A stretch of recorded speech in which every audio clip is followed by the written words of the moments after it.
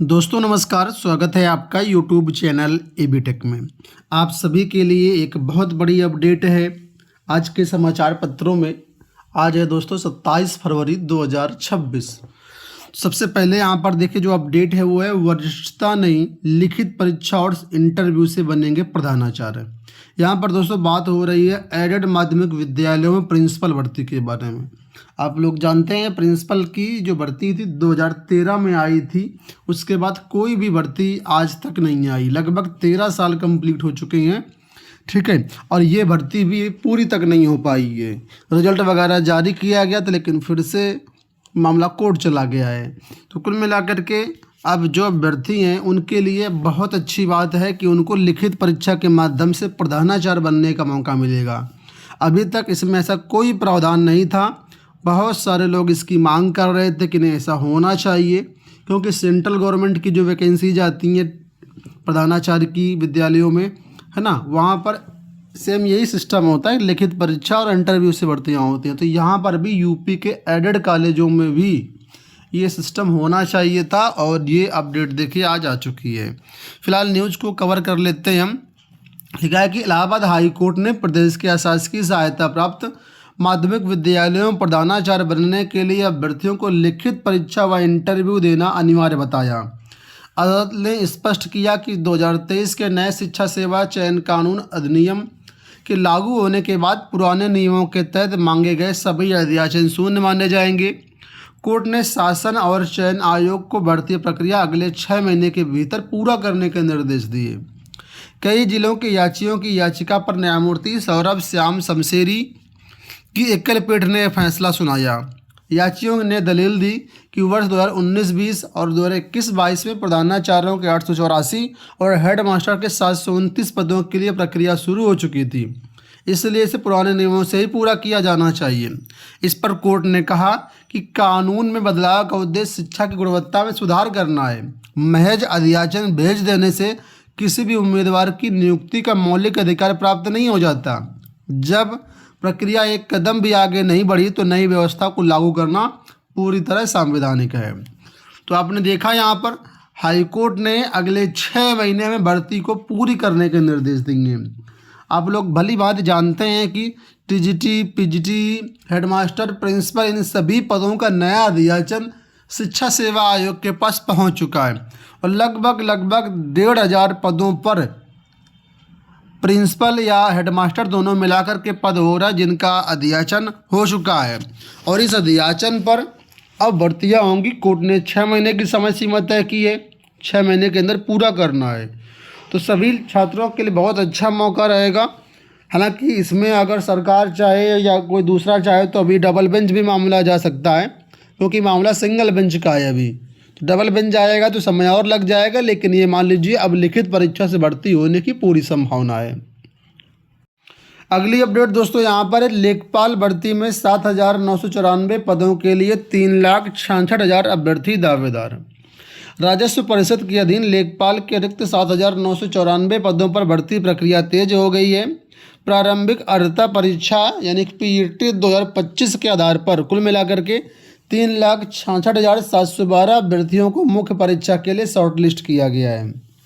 उत्तर प्रदेश अधीनस्थ सेवा चयन आयोग ने शॉर्टलिस्ट अभ्यर्थियों के परिणाम और कट ऑफ के अंकों के आधार पर जो लिस्ट है वेबसाइट पर जारी कर दी है। वहाँ से आप चेक कर सकते हैं जो भी अभ्यर्थी मुख्य परीक्षा के लिए क्वालिफाई हुए हैं वो लोग अपनी तैयारी अब शुरू कर दें, समय बिल्कुल भी नहीं है। भर्ती नियमों के अनुसार रिक्तियों के सापेक्ष में करीब 15 गुना अभ्यर्थियों को मुख्य परीक्षा के लिए चुना गया है। समान अंक पाने वाले सभी अभ्यर्थियों को कट ऑफ में शामिल कर लिया गया है। अब हम बात कर लेते हैं कट ऑफ को लेकर के। तो ये ऑफिशियल नोटिस है, यहाँ पर कट ऑफ भी आप लोग देख पाएंगे।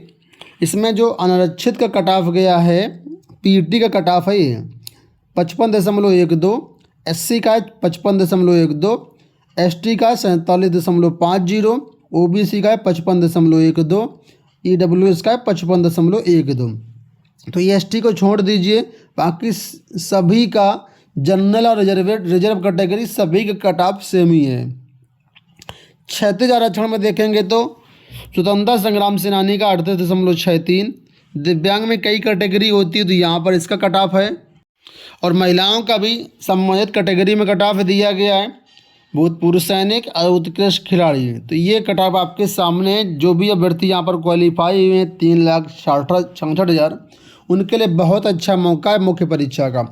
आपको बता दें, मुख्य परीक्षा के आधार पर आप लोग जो है क्वालिफाई होंगे। ये एक छँटनी परीक्षा थी, आयोग ने इस पेट के आधार पर भीड़ बढ़ा दी है, मतलब घटा दी है, और अब मेन कंपटीशन आपका आने वाला है। ठीक है, यहाँ देखिए मुख्य परीक्षा के बारे में अपडेट किया गया है कि मुख्य परीक्षा के तिथि के बाद में घोषित होगी, जो डेट है बाद में जारी होगी। लिखित परीक्षा में एक प्रश्न पत्र होगा, 100 अंक पूछे जाएंगे, 2 घंटे की परीक्षा होगी, नेगेटिव मार्किंग भी होगी। ठीक है, अगली अपडेट देखिए यहाँ पर है कि माध्यमिक शिक्षकों का पदोन्नति कोटा होगा बहाल, तैयारी तेज। माध्यमिक स्कूलों के शिक्षकों की पदोन्नति का कोटा फिर से बहाल करने की तैयारी है। माध्यमिक शिक्षा विभाग LT लेक्चरर से प्रवक्ता ग्रेड में 50% पदों को प्रोन्नति से जो है भरने के नियम को लागू करने जा रहा है। नए शिक्षा सेवा चयन आयोग के गठन के बाद से इस संवर्ग में पदोन्नति कोटे की भर्तियां रुकी हुई हैं। इससे काफ़ी शिक्षक योग्य होने के बाद भी लाभ नहीं ले पा रहे हैं। प्रदेश में लगभग 12,000 से अधिक पद खाली हैं। शासन से मिले निर्देश के बाद माध्यमिक शिक्षा विभाग पदोन्नति के लिए योग्य सूची तैयार कर रहा है, ताकि जरूरी प्रक्रिया समय से पूरी की जा सके। उत्तर प्रदेश माध्यमिक शिक्षक संघ पांडे गुट के ओम प्रकाश त्रिपाठी ने कहा कि माध्यमिक शिक्षा सेवा अधिनियम में धारा 12 में इसके लिए व्यवस्था थी। इसे नया आयोग बनने के बाद यथावत बहाल करने पर शासन स्तर पर सहमति बन गई है। इससे शिक्षकों को बड़ी राहत मिलेगी। दोस्तों, यहाँ पर बात है एडेड माध्यमिक विद्यालयों में TGT PGT प्रमोशन की, यानी TGT से PGT में जो प्रमोशन होता है उसकी यहाँ पर बात हो रही है। आप लोग जानते होंगे कि नए शिक्षा सेवा चयन आयोग में 3 मुख्य धाराएँ थी जो हटा दी गई हैं, धारा 12, धारा 18, धारा 21। तो धारा 18 और धारा 21 को बहाल करने को लेकर प्रक्रिया चल रही है ऑलरेडी, और कुछ दिन पहले, अभी हफ्ता भर पहले वो न्यूज़ आई थी, हमने आपको बताया था चैनल पर। लेकिन अब धारा 12 को भी बहाल करने पर सहमति बन गई। धारा 12 यही थी प्रमोशन की। TGT से PGT में प्रमोशन होता है तो 50% पद जो है रिजर्व रखे जाते हैं प्रमोशन के लिए, 50% पर सीधी भर्ती होती थी।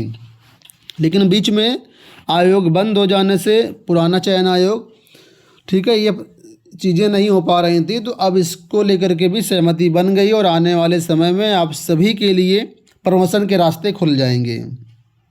दोस्तों, ये हो गई आज की सारी सूचनाएं। उम्मीद करेंगे वीडियो पसंद आया होगा। इसी तरह के वीडियोज़ के लिए चैनल को सब्सक्राइब कर लीजिए, टेलीग्राम से जुड़ जाइए। इस वीडियो में इतना ही, धन्यवाद।